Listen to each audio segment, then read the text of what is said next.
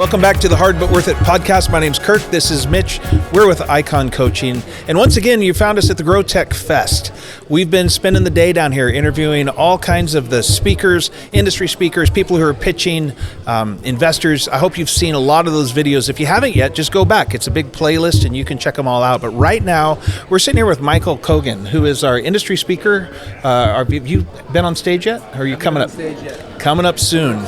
So you get to hear him first right here. This is an exclusive. Hey, Michael, can you give us just a little context for your role in the company and what the company is? Yeah, for sure. I'm Michael Coogan. I'm the managing partner at MC2. We are a marketing agency. We do a lot of marketing consulting and recently a lot more business consulting, leaning a little bit towards AI and some of the things that are happening in the AI market right now. So it's been a very interesting season. So this is our 33rd year as an agency. So we've been around for a minute. Wow. So AI, that opens a whole can of worms here. But let's say you are a industry speaker. I see it on your name tag. So you're here representing. Talk to us real quick. What is the thing you're talking about these days? Like, what's the big idea? You know, you're getting on stage. Like, what are the things you're carrying that you're talking about? Yeah, I think there's a common sentiment that I've been hearing, talking to my own clients, just kind of paying attention to what's going on the internet, and obviously AI. You know, it's the thing, right? It's like as popular as pumpkin spice in the fall, right? It's a hot thing going on, and the sentiment is this AI thing. What should we be doing with it? Should we be doing with it? What's the capabilities, the possibilities? And one of the things that I have seen, there's a couple of sentiments going on, and I'm going to use the word fear like 3 times. One, there's this fear of missing out, right? People are like, hey, if we don't jump on this, you know, maybe we're going to miss out on some opportunity or some way for us to make money or whatever it is. I think there's another part. I think there's a segment of business owners that have this, what I'm calling, you have FOMO, fear of missing out, what I'm calling FOLO, the fear of looming obsolescence, right? You know, so if I don't do something, then I could be out of business, not just miss out on an opportunity. And I think there's a segment of people, I'm in that fear of missing out. Like, I want to stay in front of it. I want to make sure I understand what's going on and how it can benefit me and benefit my clients, you know, and there's a lot of people that are just in the plain fear zone that they just don't understand it. They're afraid of maybe Skynet is actually taking over right now. Right. They're just not quite sure what's going on, and they don't understand it, and so there's a lot of fear around it. The reality of it is it's not going anywhere. The train has left the station. AI is going to happen. It's going to be integrated into everything in every single way. And so we need to learn to embrace it, and that's kind of one of the things that I've been doing a lot with people in my life personally, as well as with our clients, of just what does that look like? What does embracing AI look like in the realm of their context? So super quick, what does it look like to embrace it? Boil that down to a bottom line, because right now, with what it is and what we know about it at the moment, how do I embrace it today? Yeah, I think one of the things sometimes that can happen with like an emerging technology, like, you know, artificial intelligence and ChatGPT and all these generative AI tools, is we can kind of get caught up and get a little bit over our skis of like all these amazing, fantastic things it can do, and really we just need to embrace it in baby steps. Like, what are those small, little, repetitive tasks that maybe we hate doing that we can use an AI tool for in some shape or form to free up our staff to work on more high value work? I think from a business standpoint, like, that's the first place you should start. Just identify those things that are fully possible today and that are just these repetitive things that we can implement some kind of AI strategy to just do them for us. On a personal level, I think embracing AI is just like, it's really fun. I mean, it saves, I spent a lot of time in ChatGPT. It is a major time saver once you understand how to leverage the tool, and it's a major time saver not just from a professional level, but on a personal level. Yeah, I know. I found too, just even like some of the things that drag me, or writing those emails where, you know, you have a client or a vendor coming in saying, hey, we want to renegotiate this MSA or whatever, and you're like, okay, I got to give some thought to this email. And it keeps getting backburnered because I don't want to think about it. It's like, this little email is going to take me 2 hours to think about how to write it. And putting in a few prompts, I can take a 2-hour project I can tell it what I want to say. And in 15 minutes, I have a nice email. Then I tweak it, and I'm like, man, that really was easy. Yeah, if you think about it, I know there's probably some people that actually like doing what you just said, writing emails. That's not me. Sounds like it's not you. Right? So you know how to write an email, right? You could do that work, but it's kind of drudgery, right? So it's like if you could have something that could get it 80% of the way there. That's the thing with AI is it's good enough. You have to understand it's not perfect. You know, I like to use the phrase AI is your servant, not your savior. AI is nowhere close to helping you do all the things for you and think for you, you know, but it's good enough to get you along a lot farther, along a lot quicker with a lot more efficiency, particularly for those drudgery type things. A great case study is, you know, I recently had this massively long Slack conversation with a developer on our team. I needed to communicate to the client about what was going on with the project. I threw so much of that Slack message, gave a little context through the entire just Slack thread, just copy and paste out of Slack, threw it into ChatGPT and was able to get an email I could send to the client that was 80% of the way there. And what it probably would have taken me an hour to craft all the things I needed, I was in and out in 10 minutes. Exactly. It's awesome. Yeah. I just turned the AI tool on in Zoom because I've been ignoring it because I couldn't. Right. I didn't have a perceived need. Right. Exactly. So I just turned it on. Like, okay, turn it on. What does it do? First thing it comes up with is a suggestion that I should actually have it tell me what the to-do list is that came out of the meeting. Yeah. I'm like, well, that's awesome because I'm almost always forgetting that. Yeah. And so I turned it on and I'm like, tell me, and it's like, bop, bop, bop, bop, bop, and 75% of it was good reminders that I'd committed myself to do a few things. Yeah. Another case study. I'm going to talk a little bit about this in my talk today because it's like our subject matter is what's practical and what's possible, right? And so like I'm kind of living on the practical, and then Brad is going to take part 2 tomorrow and talk a little bit more about the possible. But I'm in a lot of meetings. I like to talk in meetings. I'm a terrible note taker. So with my client's permission, I record meetings now. But I've gotten to the point to where like I say, so what are our key takeaways? And we say them out loud, or I use keywords, and then I take that transcript from that meeting and I throw it into an AI tool, and I literally can craft an email to do the follow-up from that meeting with the client in 5 minutes. All the takeaways, all the deliverables are in there. Would have taken me a lot longer to go through my handwritten notes and decipher chicken scratch. Especially when there aren't any. Exactly. Especially when there are not any. So can we go to the fear of looming obsolescence for a moment? Because that is a fear. I actually find more of that in the people I'm talking to about AI than the fear of missing out. I get excited when I run into someone who has a fear of missing out because I probably fall into that as well. Well, the fear of missing out, my fear of missing out is because I want to avoid being obsolete. Exactly. I stay ahead of that curve. Yeah, exactly. Yeah. I find one fear productive, right? Okay, so I read, I don't know where I read this, you might even know, but someone was talking about how every time technology changes, right, in the past, we've just been able to take jobs and reframe them and move them forward and retrain, and it is disruptive, and it's been hard on individual families, but as a society we've gone through this before. Absolutely. Right? So in the past 100 years ago, like something like 70% of all humans were farmers, and today it's like 3%. Yeah, the Industrial Revolution is a great example of that. So lots of pushback, lots of fear about it, taking jobs, you know, but it created new opportunity. All kinds. And the economy grew, and it's great. Okay, but this guy writes this thing, and he said, I wish I could remember where I read it and who said it, but he said, this one is like when the horse and buggy, we called those, there was a guy that drove around horse and buggy for hire, we called them cabbies. And then the engine comes along, the car comes along, and so we retrain the cabbies, and now we have cabs, and we have cab drivers, just retrain the driver.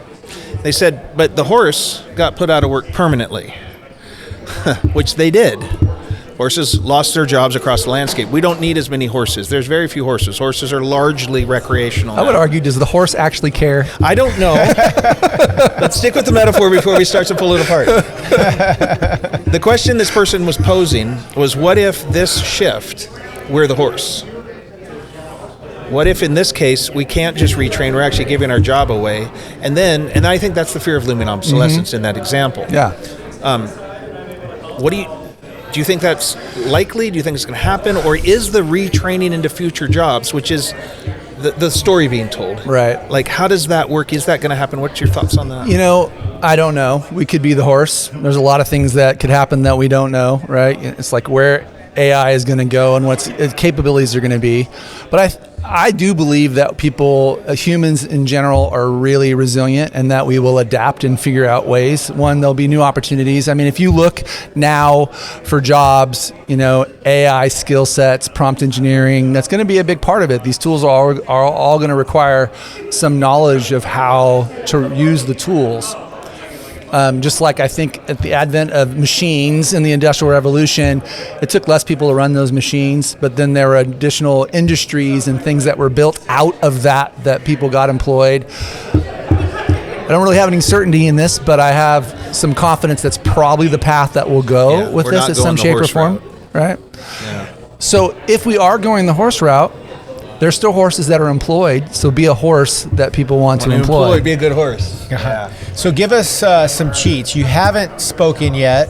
You're about to, so we get a preview here. Yeah. What are some of the practical ways those listening in can maybe leverage AI and some of the tools that are out there today? Yeah, it's a great question. I kind of alluded to it a little bit. I mean, some of it is people aren't really using it. I don't think they really understand how they can use it. The case studies, the use cases for it are huge. They're broad, from a personal standpoint, from a professional standpoint. Really, one of the main practical ways is just figure out a way that you can use it for yourself. And you talked about responding to emails. Maybe that's the thing that you use it for, a customer service kind of type tool, right? Maybe use it just to organize your life a little bit better. I was recently on vacation with some friends. We were on the island of Kauai. I've been there bunches of times. They were new. They wanted me to play tour guide. And so I wanted to be able to do that in a very efficient way. I just threw it in to ChatGPT and said, hey, I want to go to these places. Give me an itinerary that would be the most efficient way for them to see the island. And it kicked it out. And my knowledge of the island, I'm like, that's perfect. So there's lots of ways that you can implement it in a very practical way. You don't need to rule your world. You don't need to though there are ways for you to create products and create content and do all those things. And if that's what it's required for you professionally, you should figure out how to do that or hire somebody who can. There's lots of ways that you're going to be able to use AI tools. I'm going to back up for a second because we have yet to even see what AI is going to mean in our lives. So from a business perspective, an organizational perspective, I do believe in the very near future, sooner than we think, every organization is going to have access to or their own personal large language models that are tuned to them and to their organizations. So they're private data, that's their own versions of ChatGPT, where they have everything they need to know about their customer, their brand, their message, their products, operations, finance, everything, with pre-built prompts to help their team move things along quicker. I think that's a real thing that's coming very, very soon. Those products already exist. They're already being used. Yeah, they're already being used. Uh-huh. They'll be more and more available, more and more affordable, more and more accessible. I think the real game changer is going to be that's going to move out to a family level where your families are going to have an LL, large language model system. Apple hasn't even come to market really with AI and their ownership of the personal device market. I don't have a clue what they're going to do with it. I just know it's probably going to be pretty amazing of how it's just going to be able to sync up schedules and communicate with kids, and like mom's going to put in a schedule and where the kids need to be, and it's just going to be able to be a personal concierge / butler to just kind of help organize our lives and just make things go easier. A few years ago, I read a book, and an author made this point, and he was talking about the political world and this AI revolution. And he said, look, there's a whole bunch of people who are trying to build a wall to keep cheap labor out because they're going to come steal our jobs. Right. The degree to which that's part of the argument that he was playing with that. And he said, those people are crazy. That's not who's going to steal your job. If you're worried about your job being stolen, what you need to do is build a wall around Silicon Valley because the robots are going to come steal your job. And he made that whole case around that thing. And when I read that, I was like, okay, that's funny maybe or something like that. But it really activated in me this notion back then that if I don't stay current, if I don't figure this out, if I don't go play with these tools, it's allowed to come steal my job. Right. But what I have to do is go play with it. And I feel like, personally, I still feel like an idiot every time I sit down to ChatGPT. I'm like, I'm speaking about it today, and I sometimes feel like an idiot. Because we're all idiots on it right now. It's brand new. How could we be anything other than that? Right. There's this fear that I have of engagement because I feel like an idiot. It just feels like that's the only way forward, though, is to just go engage it. We do have to embrace it. Like, imagine if we decided not to embrace the internet when it came out. Well, what would our lives be like? I may or may not have a parent in that category. Some people still haven't. But I mean, as far as our own advancement professionally and things of that nature, just like if we want the things we want, it's required that we embrace it in some shape or form, right? It's here. I was doing a little research, and apparently when electricity was rolled out in a broad scale, there were similar kinds of resistance and fears to it that we saw with the Industrial Revolution. We were seeing now with AI. People were just unsure, and it's going to electrocute people. It's not safe. So it did electrocute people. That's actually true. Right. And so AI can probably kill people as well. It probably will. And it's like a tool that humans have to decide how they're going to use it. Right. The moral and ethical mind is the human mind. AI is not sentient. Right. It doesn't care. Yeah, It doesn't it's think. amoral, It can't discern. So just like anything, any item, we get to decide whether we're going to do good or do bad with it. That's right. Unfortunately, there are going to be people who do bad with it, and there are going to be people who do good with it. It's part of our human nature, and it's sad to say that we know there's going to be both sides of that. So I'm choosing to be on the side of the AI good, because if I don't do anything and I go put my head in the sand, I know people are going to do AI bad. And there needs to be people to stand in that gap, to be able to push against it. We have yet to see what kind of regulation and oversight and things like that come about with AI. It will happen. I'm for that. There needs to be some rules and restrictions around it, for all of those things. It can't just be the wild, wild west. And it kind of is now. It feels a little bit, I was in business during the dot-com boom, and it feels a little bit like that, right? Where you have all these companies coming to market and doing all these things, and it's going to bubble's going to burst a little bit, and we're going to settle into the legitimacy of what AI I think is going to be, and what products and what companies. Like, everybody's just trying to go out there and get their thing to market and make their money and kind of get out. So how does a marketer that has 33 years in business suddenly become the least idiot AI person in the room? Say it that way, right? I mean, it's that FOLO thing, that fear of looming obsolescence. I actually have seen the writing on the wall for a few years of a lot of the things that we have made our living on becoming very much a commodity, right? And everything that we do as an agency can be done with AI. Every single thing. As a marketing agency, everything we do can be done with an AI, or be AI assisted. So you have to think about, if we're going to stay relevant, what does that look like? We need to understand how it works. Can we create efficiencies now in our own process using these tools to deliver to our clients faster and better than we were to in the past, which has been proven to be true. We have to make those changes and really just be either that, or we're going to be obsolete. We're going to be irrelevant very, very soon in that process. The one thing that I believe will be, I hope that it will never happen. It may happen, because AI will always be a machine, it will always be a computer, is that what has always set us apart as a marketing agency, because the commodity factors existed even before AI, other people do other things, is that people really pay you for the way you think, and they pay you for the way that you use their tools to benefit them. That hasn't changed, and it doesn't change with the the invention of AI. It's the same thing. That people are going to get paid for their minds. Creativity is still a human thing, an inherently human thing. Creativity that comes out of AI is because it was originated from human creativity, and I still believe that will exist. I believe that actually God will keep that intact. Yeah. And Pink even writes to that in A Whole New Mind, but he says the more we left brain the world through automation and systematization and all those things, the more we open up for our way of showing up in the right brain, which is the creative space, and taking an approach from there. And he actually says they're not separate, but he does identify that they have two different roles that they play. But I agree with you. I think once these types of things begin to happen more regularly, it just gives us more opportunity to maybe engage and create things that don't even exist today. Like today's innovation, at some point becomes tomorrow's tradition. That is a pattern. So AI will be something we talk about as it's not the cutting edge thing. I've already seen it in some shape or form, because I've had ideas brewing in my brain, and I was able to use AI to move those ideas farther along than I probably would have. because I live in the idea big space. If you, the 6 working geniuses from Patrick Lencioni, I'm an I and a D. And I have wonder as one of my competencies. So invention and discernment, like, hey, I got an idea. Is this a good idea? And wonder's part of that. So I live in that space constantly. I have more ideas than I can ever execute on. And AI has actually helped me be able to move a lot more of those ideas along that I probably would have just kept in a notebook, kept in a voice memo, and never done anything with, because it takes on tasks that actually aren't in my skill set. Yeah. It's a perfect CEO assistant. Yeah. I think. Yeah. That's awesome.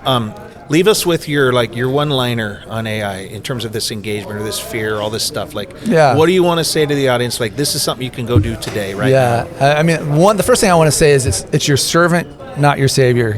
It really is. It's assistance, and sometimes it's progressive assistance, but it really requires you to be the human in the loop. It requires you to be creative. It also provides you to validate what it's producing. This is another part of it, is that you can't just blindly have AI kick out content for you if you don't have an understanding of the subject matter, because otherwise it's going to turn out garbage, right? So you still have to have somebody who understands what you're asking it to do and be able to validate that it's actually good enough to be used on that side of it. But really, back to the idea of just figure out how it applies to your life, what use cases that you can take and implement. Obviously, ChatGPT is the easiest accessible tool. Bard is a great tool. I mean, it's the best search engine I've ever used, and I use Bard and ChatGPT and another product called Claude all kind of interchangeably, because they all do things a little bit differently, and I have a workflow that I use. But just use it in some simple manner. Don't overthink it. Don't get out over your skis. You're not trying to, build something fantastic. Just get it to do something small and give you your time back. That is the most valuable thing that we have. And that's what I'm trying to get. I'm trying to get my time back so I can focus on things that are important. Focus on people, relationships in my life, focus on creating really meaningful things. Awesome. Thanks for spending some time with us today. Yeah, absolutely. That was fantastic.